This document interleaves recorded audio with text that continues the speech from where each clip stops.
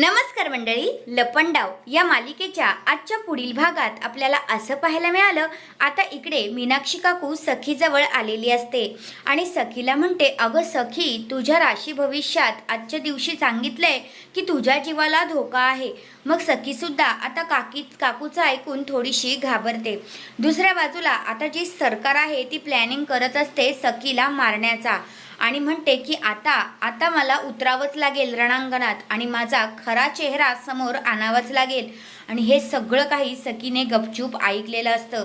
सखी रूममध्ये येते पण ती टेन्शनमध्ये असते। कबीर तिला विचारतो, नक्की झालं तरी काय, तू ठीक आहेस ना? तर सखी म्हणते, अरे कबीर, मी ठीक नाहीये। अरे तुला माहिती आहे का, ती सरकार मला मारायला उठली आहे। तिचा प्लॅन आहे की माझा आता जीव घ्यायचा आहे। तर अशी सखी आता कबीरला सांगते।